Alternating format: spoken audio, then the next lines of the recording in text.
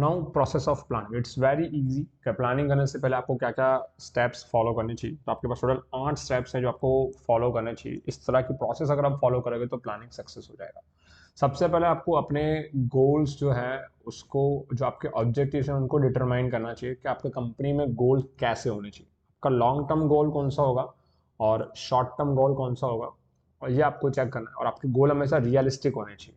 आज मान लो कि मैंने कोई बिजनेस स्टार्ट किया है, छोटी सी ग्रोसरी स्टोर स्टार्ट की है, तो मेरा गोल ऐसा नहीं होना चाहिए कि 2 साल के अंदर मेरी ग्रोसरी स्टोर का एक डिमांड बन जाए खुद से बहुत बड़ा। ये रियलिस्टिक गोल नहीं है। रियलिस्टिक गोल ऐसा होता है कि जो आपकी कंपनी की प्रेजेंट कंडीशन के साथ मैच होता हो और आपके प्लानिंग के साथ मैच होता हो, ऐसा आपको एक realistic and intellectual goal decide करना है। क्लैरिफाइंग प्लानिंग प्रीमाइसिस, है ना, आपको पता होना चाहिए कि आपकी जो प्लानिंग है वो कैसी है, आपको कौन से फैक्टर अफेक्ट कर सकते हैं। आपका long term and short term goal के अकॉर्डिंग आप कौन से फैक्टर का कितना यूज कर सकते हो, ये आपको पता होना चाहिए। छोटी से छोटी चीजें आपको पता होनी चाहिए अपने बिजनेस के बारे में, और उसके अकॉर्डिंग प्रॉपर क्या होना चाहिए, आपको आपके पास प्लानिंग होना चाहिए। अब उसके बाद आप क्या करोगे, इंफॉर्मेशन कलेक्ट करोगे। तो collection and analysis of information, क्या आप फ्यूचर में अगर बिजनेस को एक्सपांड करना चाहते हो, उसका अच्छा रिजल्ट्स देखना चाहते हो, तो आपको अपने बिजनेस के रिगार्डिंग जितने भी कॉम्पिटिटर हैं उनकी, और आप जो बिजनेस कर रहे हो उसकी डायरेक्टली और इनडायरेक्टली इंफॉर्मेशन मार्केट से आपको कलेक्ट करनी है। कि आज मान लो कि ब्रिटानिया और पार्ले एक दूसरे के कॉम्पिटिटर है, तो ब्रिटानिया को पता होना चाहिए कि पार्ले कौन सी इंग्रेडिएंट्स को यूज करके बिजनेस में कौन सी स्ट्रेटेजी को यूज करके अपने प्रोडक्ट को मार्केट में बेच रहा है, और ब्रिटानिया को उससे बेटर प्रोडक्ट और मार्केटिंग यूज करनी है ताकि वो मार्केटिंग में कंपटीशन में टिक पाए।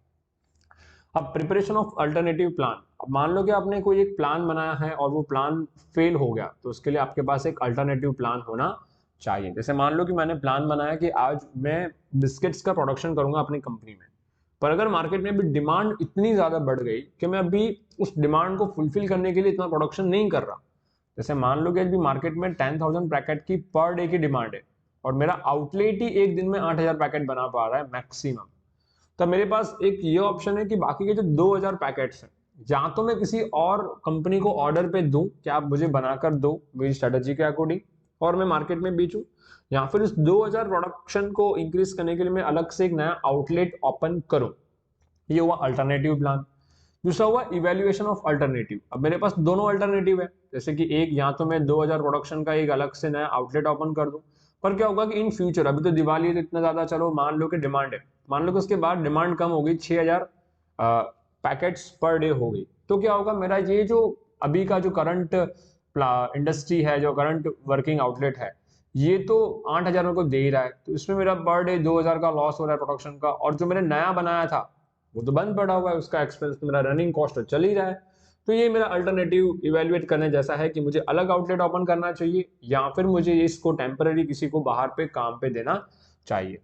फिर इनमें से मैं सिलेक्ट करूंगा मेरा बेस्ट अल्टरनेटिव क्या है। तो भी मैंने अपने लोगों से राय ली, उन्होंने कहा कि भाई आप टेम्पररी बेसिस पे डिमांड ज्यादा हो गई है, तो आप एक काम करो, इसको कॉन्ट्रैक्ट बेस पे कुछ लोगों को प्रोडक्शन करने का काम दे दो और उनको काम सिखा दो। जब डिमांड कम हो जाएगी तो आप इनका कॉन्ट्रैक्ट खत्म कर देना, उनको पैसे देना बंद कर देना, उनको मना कर देना कि भाई हमारे पास अभी डिमांड नहीं है तो हम आपसे प्रोडक्ट नहीं खरीदेंगे। तो 1 महीने के लिए और 2 महीने के लिए आप कॉन्ट्रैक्ट करो, तो वो 2 महीने का कॉस्ट आपको भुगतना पड़ेगा। अगर आप न्यू आउटलेट ओपन करोगे तो आपको लोगों को ट्रेनिंग देनी पड़ेगी, लैंड लेनी पड़ेगी, और नए तरीके से आपको सब कुछ करना पड़ेगा, जो कहीं ना कहीं बहुत कॉस्टली है, जहां पे आपका टाइम और मनी दोनों क्या हो जाएगा, बहुत ज्यादा कंज्यूम हो जाएगा।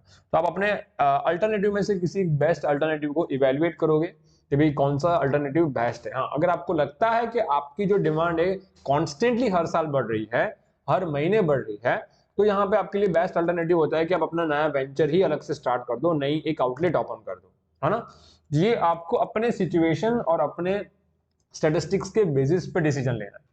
Formulation and evolution of subsidiary plan, फिर आपको एक सब्सिडरी प्लान भी बना के रखना है। भी अभी हम एक काम कर रहे हैं कि टेम्पररी हम 2,000 प्रोडक्ट जो है डेली डिमांड आ रही है उसके लिए हम किसी एक को ऑर्डर दे रहे हैं। अगर ये कांस्टेंट रहा तो हम 2 और 3 या 4 महीने के बाद नया अपना आउटलेट ओपन कर लेंगे। ये हुआ हमारा सब्सिडरी प्लान, जो हमने हमारे जो पिछले प्लान थे जिसको हम इवेल्युएट किया उसके डिसीजन पे हमने ये प्लान लिया, ये डिसीजन लिया हमने। तो ये हुआ आपका formulation and evolution of subsidiary plan, है ना। इसके बारे में आपको टेक्स्ट बुक में टायर्स का एग्जांपल देकर रखा हुआ है। एंड सबसे लास्ट में इवैल्यूएशन ऑफ प्लान, कि आप सारी प्रोसेस खत्म होने के बाद आप प्लान को इवैल्यूएट करोगे कि पहले हम लोगों ने, हमारा ये गोल है, फिर हम मार्केट में प्रोडक्ट लॉन्च करेंगे। अगर इससे ज़्यादा डिमांड जा रही है तो हम टेम्पररी बेसिस पे हम 2000 या 3000 जो भी ज़्यादा जा रहा है उसका ऑर्डर हम बाहर देंगे। अगर ये डिमांड और बढ़ती गई तो हम हमारा अलग से क्या करेंगे, एक वेंचर ओपन करेंगे। ये मैंने स्टेप बाय स्टेप अपने प्लानिंग को क्या किया, मैंने अरेंज करके रख दिया कि पहले ये होगा, फिर ये होगा, फिर ये होगा, फिर ये होगा, और मैं इसको इस तरह से करूंगा, जिसे हम कहते हैं लुक एंड लिप। फिर आप अपने प्लान को स्टेप बाय स्टेप अरेंज करके रख रहे हो। ये हुई हमारी प्रोसेस ऑफ प्लानिंग।